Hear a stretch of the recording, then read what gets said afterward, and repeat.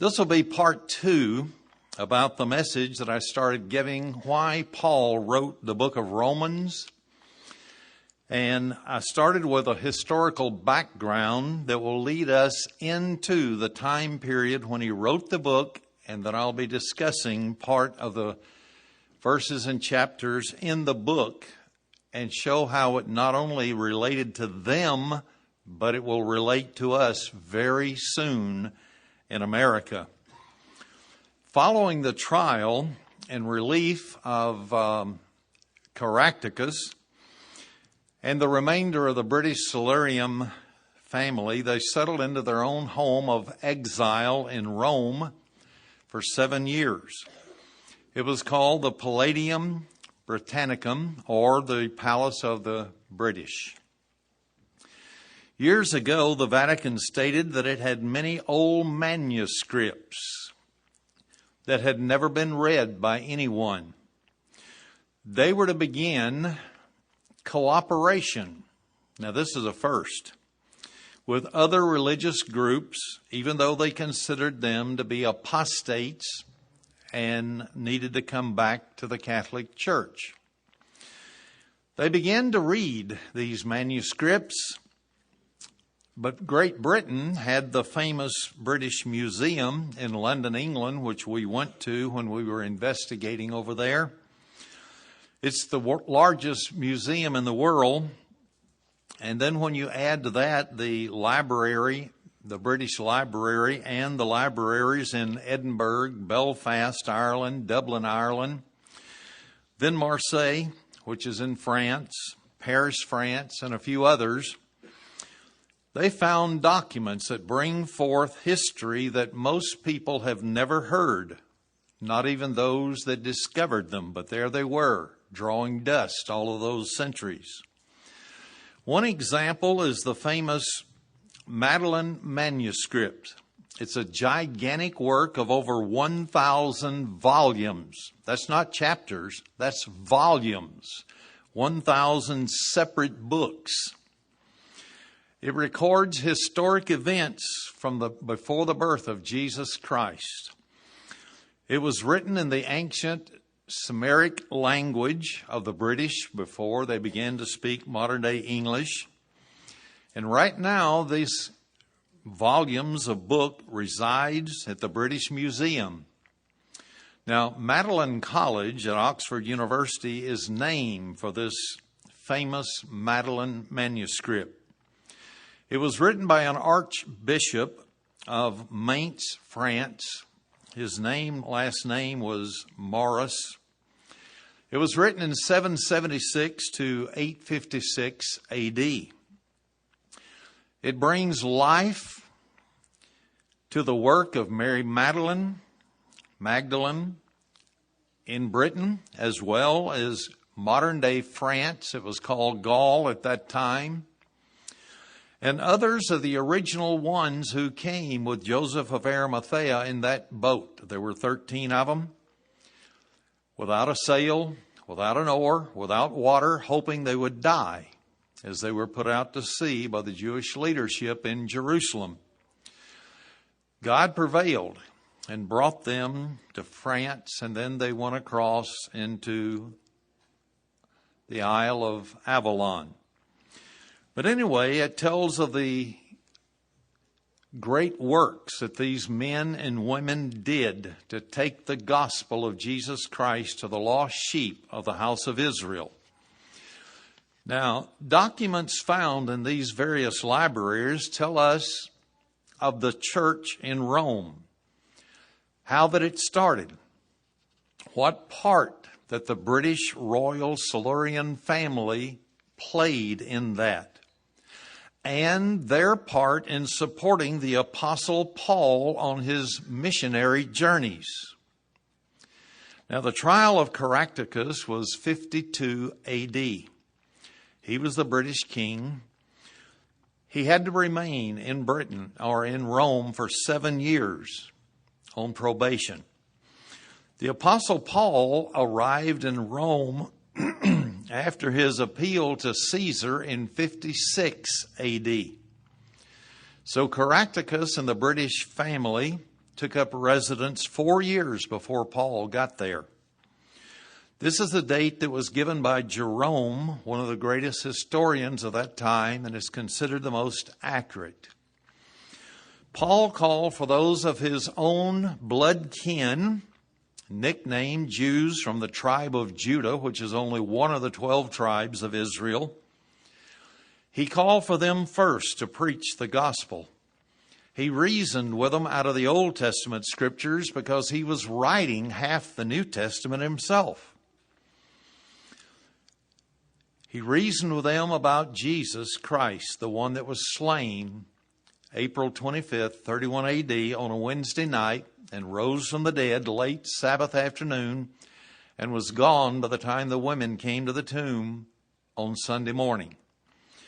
They rejected the message that he was the Savior and that he would be 3 days and 3 nights in the heart of the earth, the only sign that he gave that he was the Messiah.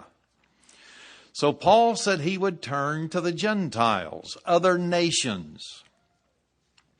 Now the saints in Rome usually met in caves because remember in 42 AD there was an edict declaring Christianity to be illegal, and if you were caught, the death penalty was upon your head. They would have their meetings in caves, catacombs, where they literally buried the dead. And the Romans were very, very superstitious, so they would not go into the catacombs, into the graveyards after dark. The Romans would ambush the Christians as they began to come out of the catacombs, and they would capture them, lead them to the Colosseum, where their fate was sure death in the hands of the lions or others who would be in the arena that day with their swords and spears and all of their armament. To avoid capture, the Christians began to dig secret entrances into the catacombs so the Romans wouldn't catch them. The Romans considered the catacombs as sanctified because of their pagan beliefs and that they wouldn't enter in. And this is the reason the capture had to be on the outside of the tombs or the catechism.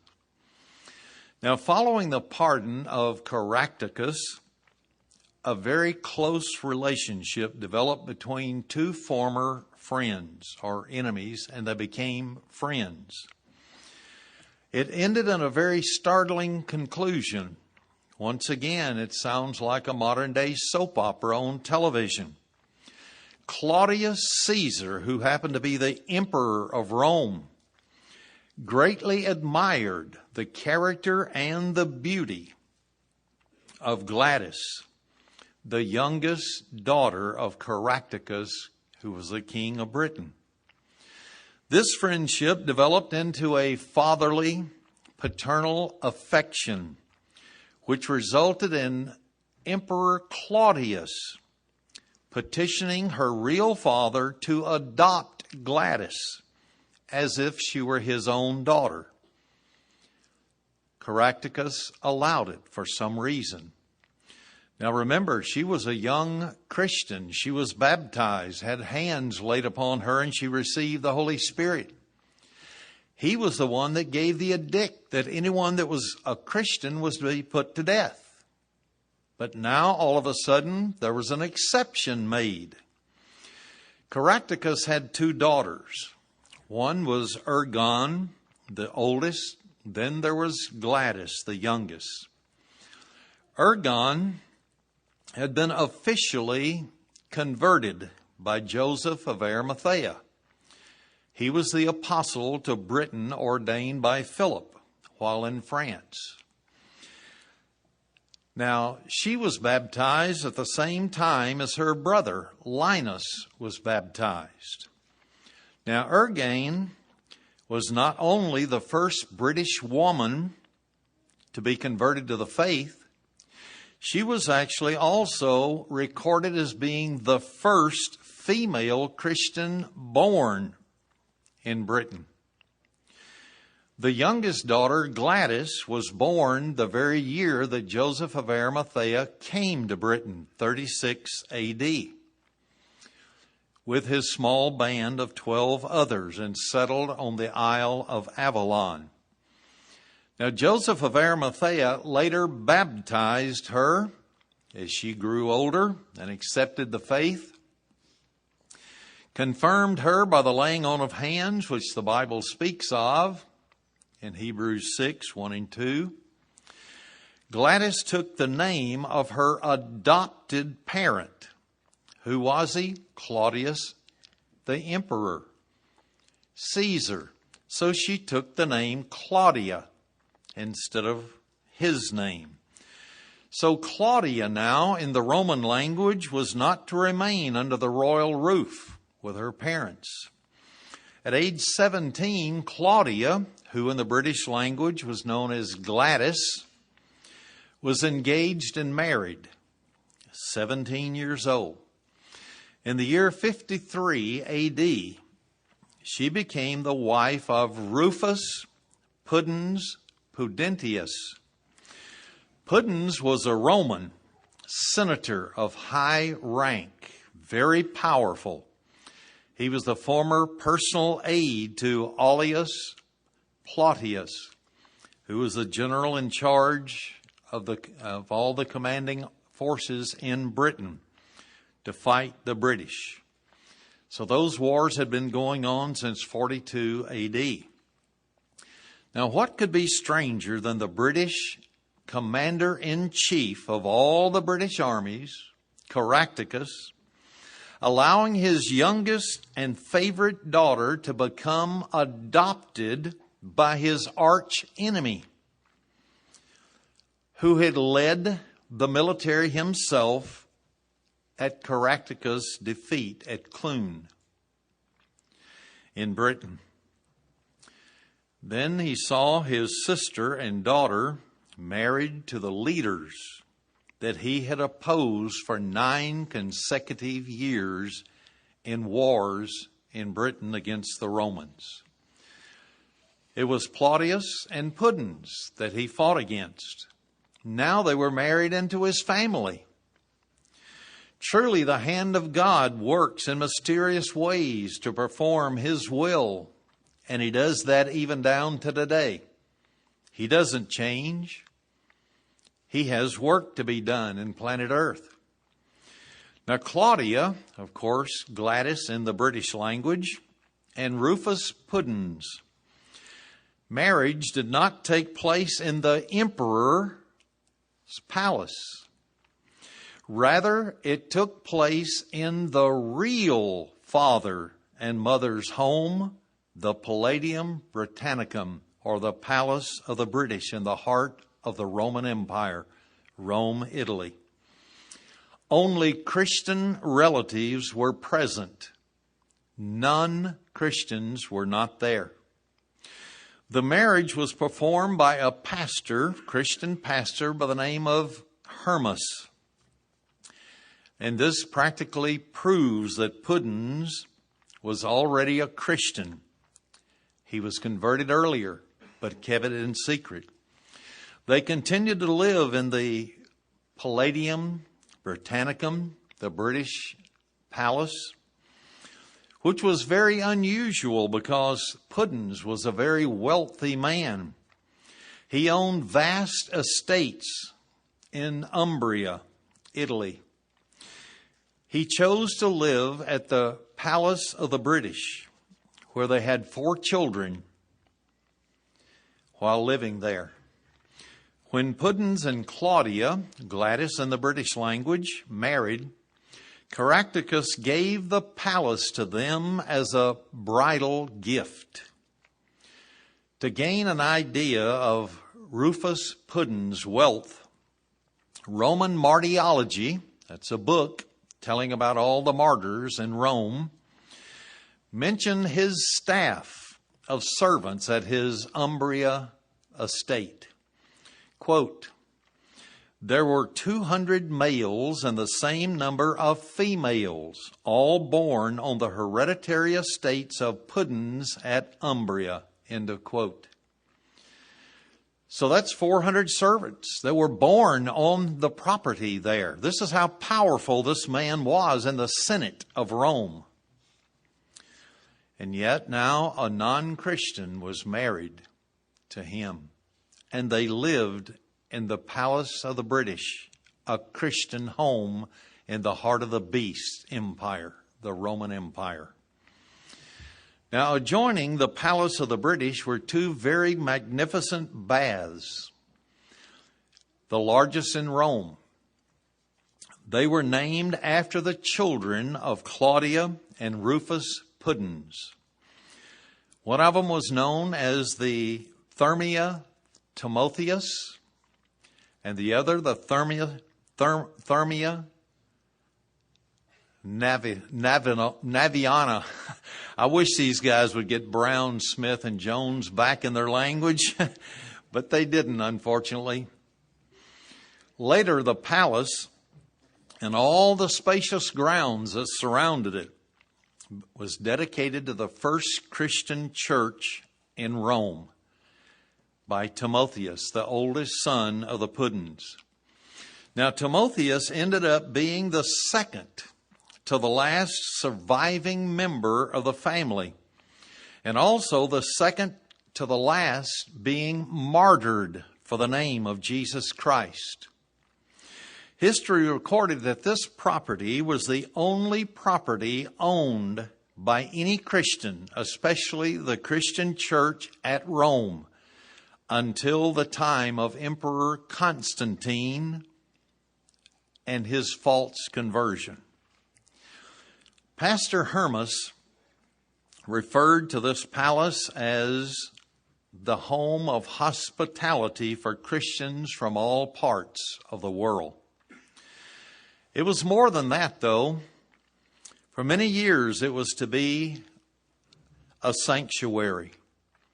In the true sense, a sanctuary. Who came there and was protected? No Romans would dare set foot inside of it.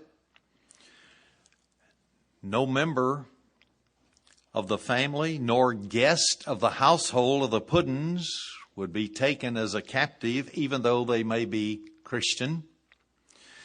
Many students of history have puzzled over these extraordinary marriages because pagan Romans and Christian Britons of the royal family, they couldn't understand it. One gave the sentence of death, the other the sentence to love one another. And so they couldn't figure out how these marriages would take place. They were not marriages of politics or convenience, as was in most cases back in those days, to form alliances among nations. Because wars between the families continued for years, even after they were married.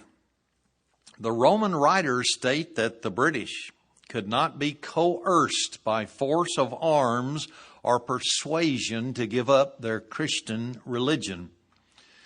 That's why their conference fell through, because of the religion of Christianity that the British would not give up to appease pagan Rome. They held firm that they had hereditary rights as descendants of King David and hereditary rights in religion as being the first nation to declare itself Christian in 156 to 157 AD. And we'll get to that shortly. Nearly all armistices ended in treaty alliances between the nations. But the British kings always retained their sovereignty. God said they would. They did.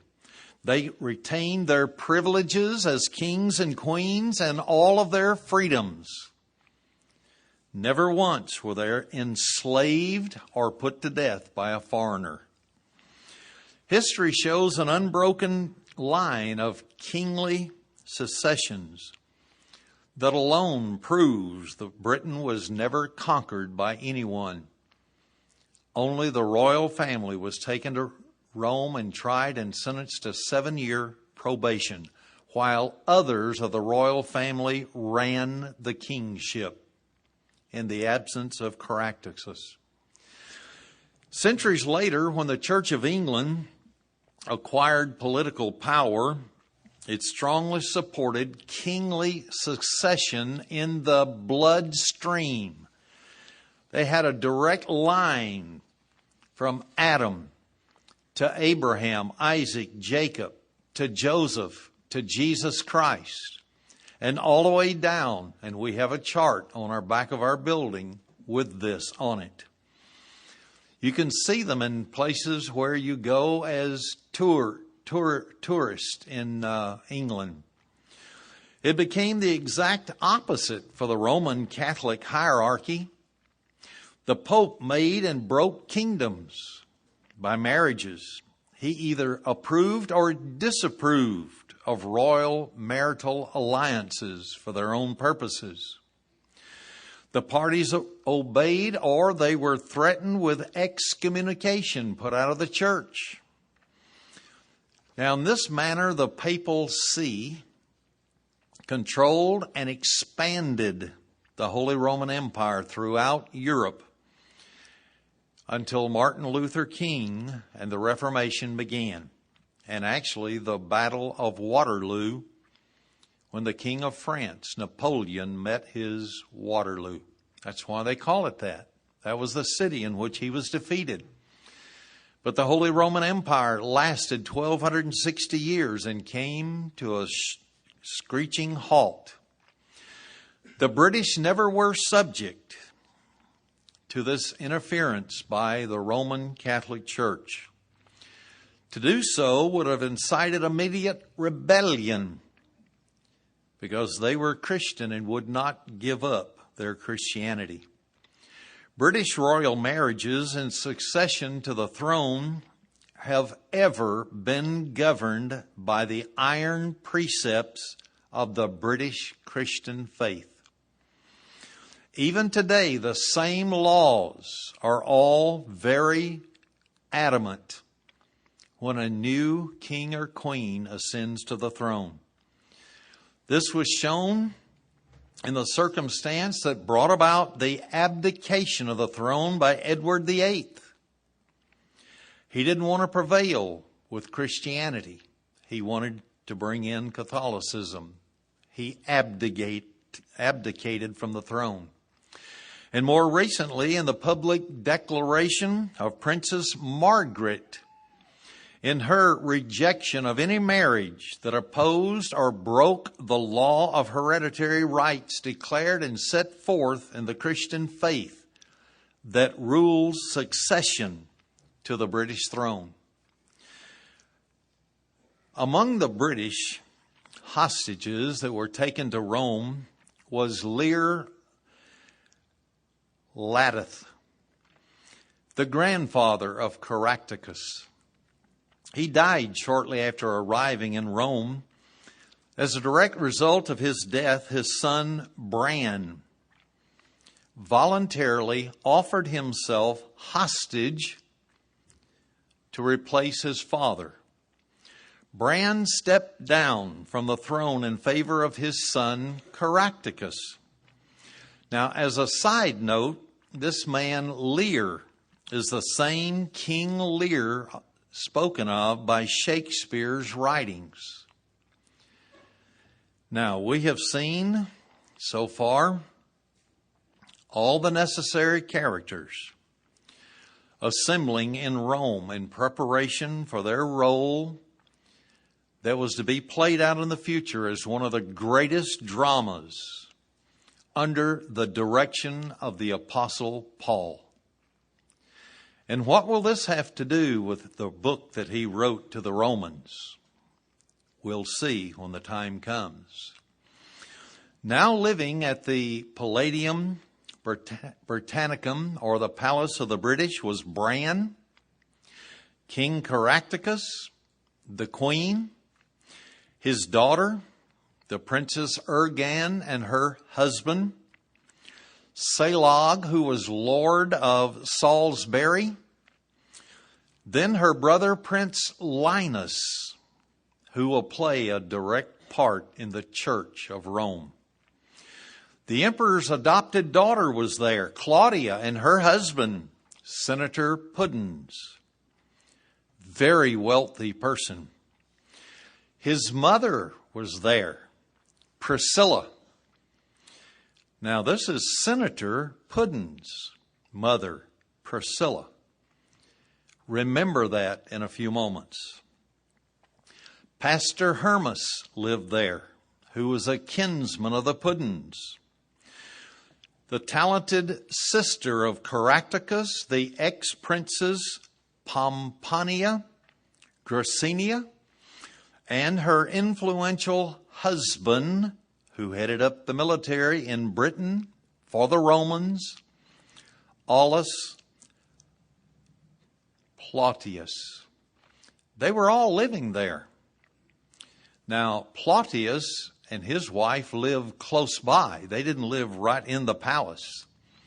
But every single one of these now were baptized Christians except Caractacus and Bran. However, that would soon change according to the martyrologies from Rome. They were baptized, and they too had the laying on of hands to receive the Holy Spirit. The following 5 years were apparently times of tranquility in the palace of the British. We find from the works of the Romans writers that the home of the Pudens, now because it was given to them on their wedding day by her parents, it became the most fashionable place in Rome. It became a cultural center. Martial, who was a writer of Spanish extract, extolled Claudia's flaxen, blue-eyed beauty and her literary talent. He wrote, I quote, "Since Claudia, wife of Pudens, comes from the blue-set Britons," means their blue eyes, "how is it that she has won the hearts of the Latin people?" End of quote. He explained that she had no equal when it came to a sense of humor and wit, and her beauty and scholarship exceeded any one that they could find in the city of Rome, even her aunt Pompania. Now, that was her Roman name. She was British. So Claudia was a very fluent linguist. She wrote volumes of odes, poetry in Greek, Latin, and her native Cymric language. So she was a very intelligent person. However, 1,000 years later, her works were all in a great treasury house in Glastonbury Library in 1184 AD, when a fire caused all of them to be burned up, except some copies that were outside of that library. Copies of her hymns were sung, and they were kept up until the 13th century. Her British ancestry was never forgotten until the current generation, starting with the Beatles. Before that, she was remembered, and her poetry and odes were still sung. She was affectionately known by the Roman populace as Claudia Britannica Pudentius. Now, Martial, this French writer and historian, wrote of her, quote, "Our Claudia, name Rufina, sprung," because that's the feminine for Rufus, "sprang, we know, from blue-eyed Britons, yet vies in grace with all that Greece or Rome can show, as bred and born beneath their glowing skies." End of quote. So Rufina was the feminine of her husband's name, Rufus. This will be important very soon. In the 4 years that followed her marriage, Claudia, at the age of 21, was now the mother of 3 children, and a 4th one was born a short time later. Timotheus was the oldest. Novatus was the youngest. They were boys. Prudentiana, Anna, and Praxedes were girls. This family had been converted, the beginning of the family, by Joseph of Arimathea. They lived by the signs which Jesus had given to them to show that they were his people.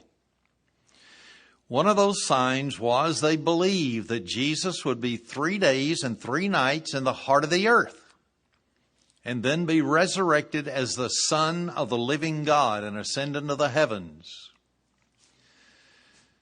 And then also the Sabbath day, as recorded in Exodus 31:13 through 17, that it was a sign, it was evidence that they were God's people. They also believed in the holy days of God, which are called annual Sabbaths. Decrees have already been proclaimed by the Roman Empire to outlaw Christianity and any Jew. Now, why would they join Christianity and Jews together? Because the Romans couldn't tell a Jew from the tribe of Judah who did not believe in Jesus from a Christian in the early pure church, because the Christians kept the sign of the seventh-day Sabbath, just like the Jewish people did. So they couldn't tell any difference, so they had to round them all up in order to be sure they got the Christians. The names of all 4 of the children of Claudia were remembered in the British Isles for a long, long time, because all 4 were martyred by the Roman Empire as time marched on. Where in the world would there be a safer place for the saints to meet than at the house or the palace of the British, with one of the top senators and most powerful senators' presence in it? Because of the safe haven for Christians, the palace was given yet another name in Christianity: Home of the Apostles. While on preaching tours, the apostles would go there for free lodging. They would be furnished meals to send them on their way, and money in their pocket, script, because Puddin was very, very wealthy, and Caractacus was given his British royal estate sent to him, and so he lived as a king.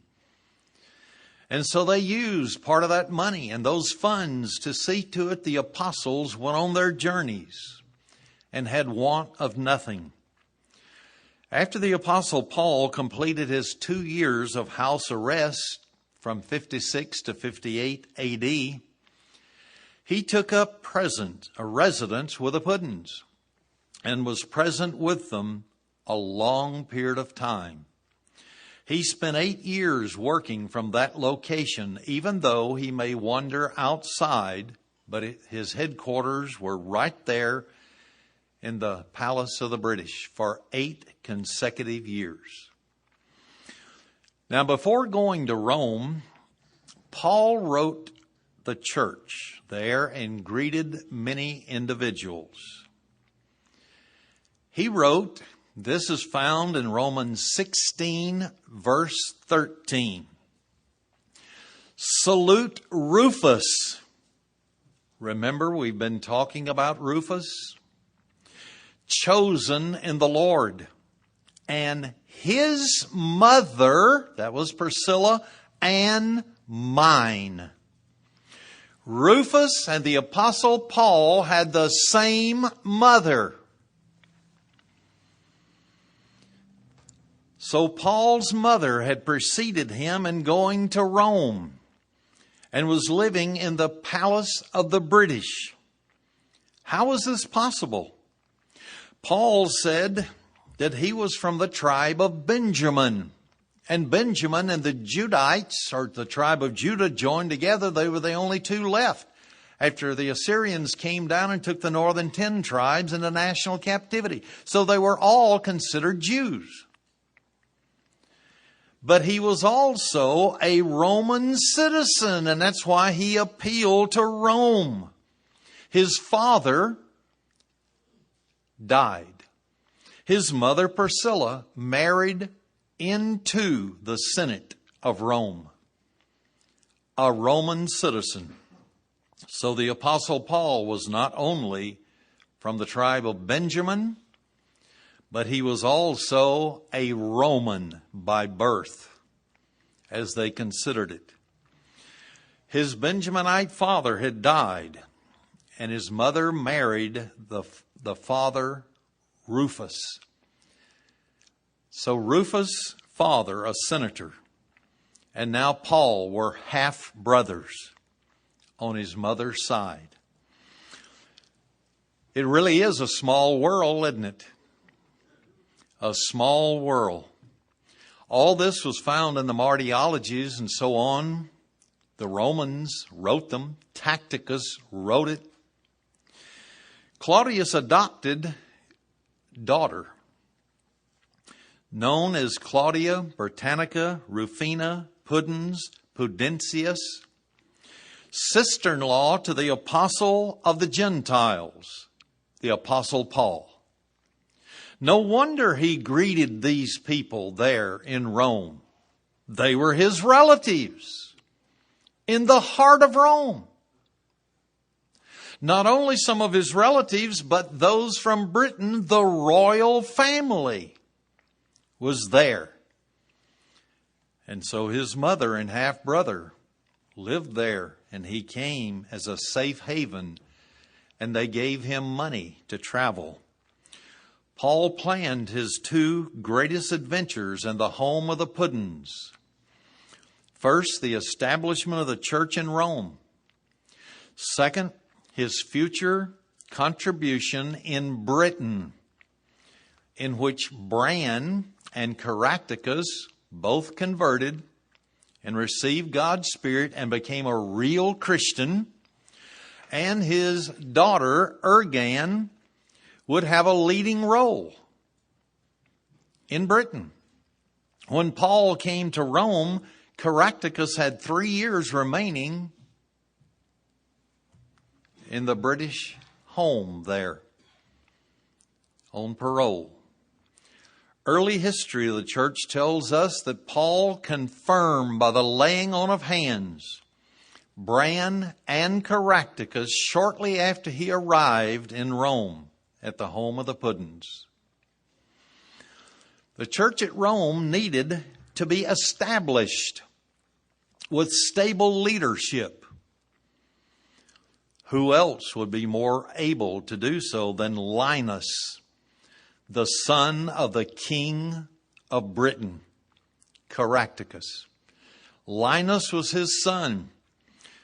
He remained in Rome, had long before been baptized, and had hands laid upon him by Joseph of Arimathea. When Joseph both baptized and laid hands on his sister and Linus himself. That was when they were still in Britain. Paul personally chose Linus to be the first bishop or head of the local congregation of the true Christian church in Rome. Remember, Rome was pagan. There was no Roman Catholic church. Linus was the one that the church followed from that day forward because he was the one that Paul ordained. Linus was a prince of royal blood descended from the tribes of lost Israel. He was addressed by Paul in the letter to the epistles. Notice what he said in 2 Timothy 4, verse 21. Do you, Timothy, diligence to come before winter. Eubulus greets you, and Pudens, and Linus, and Claudia, and all the brethren. End of quote. Isn't that fantastic? The British royal family and Paul's own mother married into the Roman Senate. And that made him not only of the tribe of Benjamin, but a true Christian and a Roman because of his stepfather. No wonder he could appeal his case to Caesar. Now, the Apostle Peter confirmed Linus' appointment, and it was written in ancient documents. I quote, "The first Christian church above ground in Rome was the palace of the British. The first Christian bishop was a Briton, Linus, son of a royal king, personally appointed by Paul in AD 58. End of quote. This is history you never hear about. The first Christian church in Rome still stands right in the heart of Rome. It's recorded in Roman history under 4 different names. 1, the Palladium Britannicum. Number 2, the Titulus. Number 3, Hospian Apostolium, meaning hospitality for the apostles, and Saint Pudentiana, the feminine, in honor and memory of the martyred daughter of Claudius Pudens. Her name stays in Rome till this day. Note a very important statement in the Apostolic Constitutions, Book 1, Chapter 46.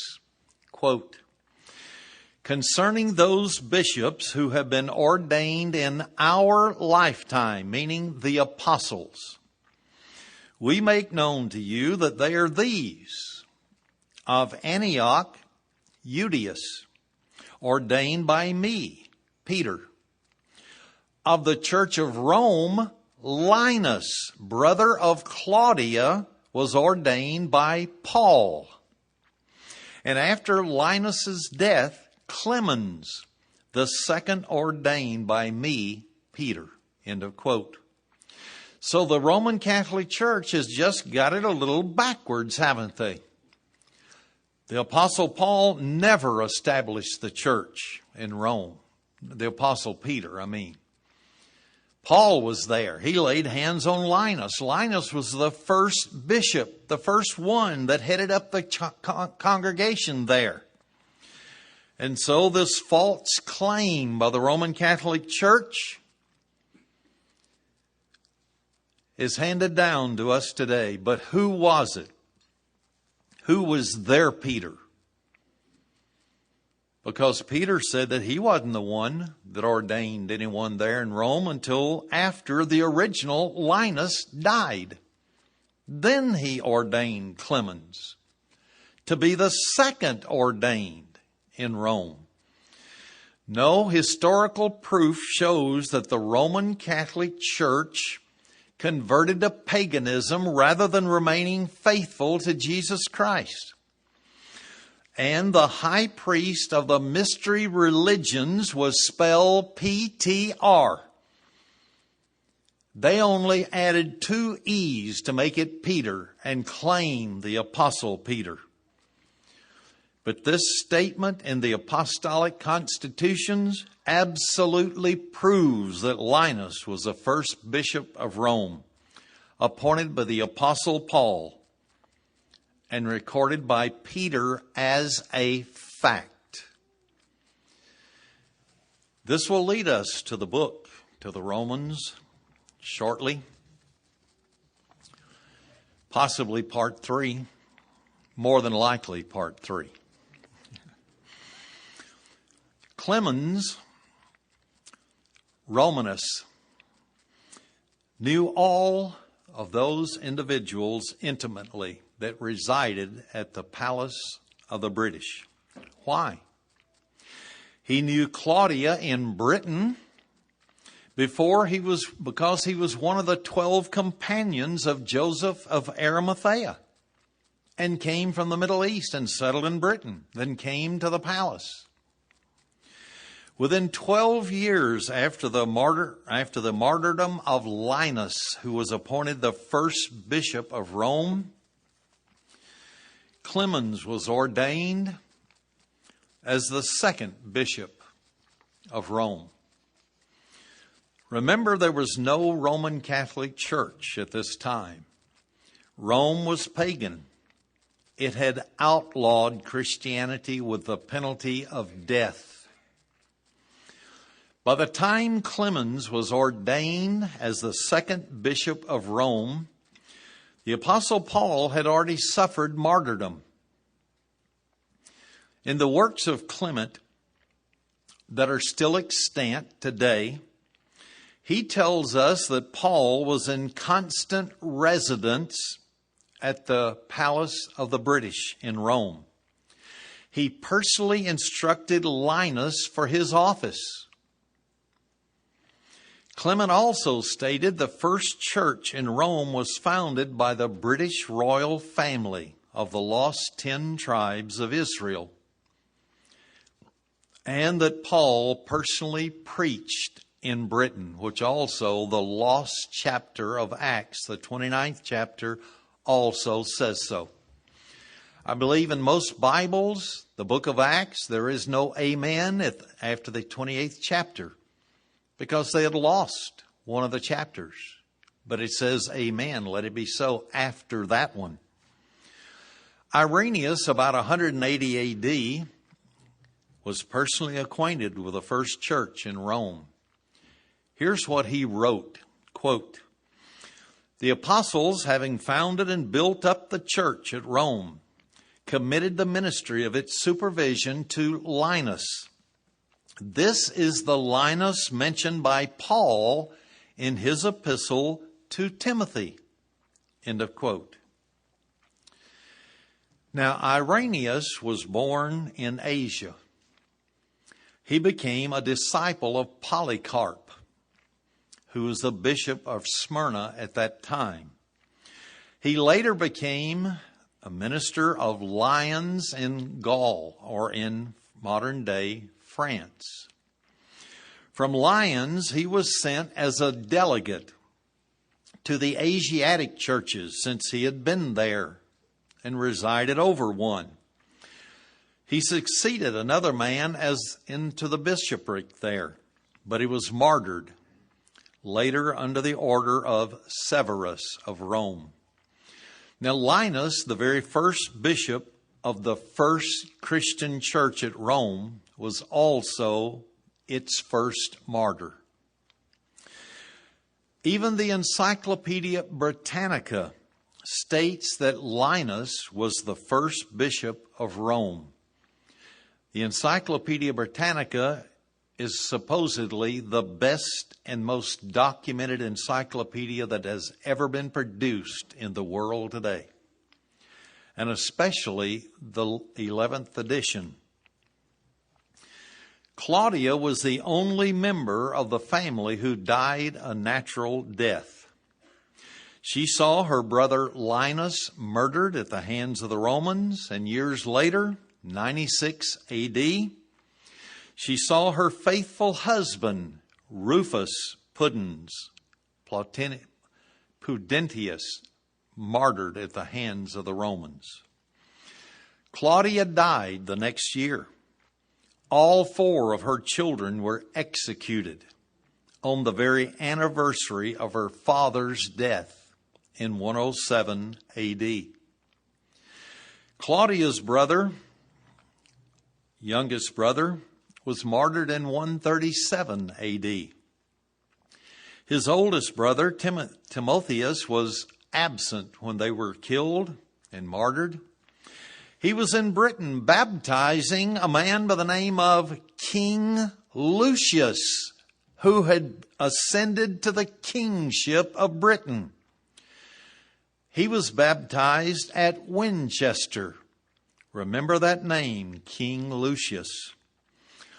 After Timotheus returned from Britain to Rome, he was about 90 years of age by now. He suffered martyrdom along with his fellow worker Marcus, who traveled with him. The martyrologies state concerning the year of Timotheus' death, I quote, "Rome was drunk with the blood of the martyrs of Jesus," end of quote. Instead of the martyrologies, that sounds more like the book of Revelation, chapter 17, verse 6. Praxedes, the youngest daughter of the family of Claudia and Pudens, was the last surviving member of the family. She was executed, however. By the year 140 AD, all of this wonderful family that God used to build the church in Rome and then even go back to Britain for further work had reposed in their grave. The Apostle Paul was buried side by side with them. All of these people's earthly mission was finished. They had kept the faith. They died and was waiting for the resurrection. Priscilla, the mother of Paul and Rufus Pudens, reposed in the underground cemetery named for her memory, the Catacomb of St. Priscilla. In 66 AD, Claudia and her husband and children rescued the body of the Apostle Paul, buried it in their private burial grounds on the Pudens estate in Umbria, in Italy.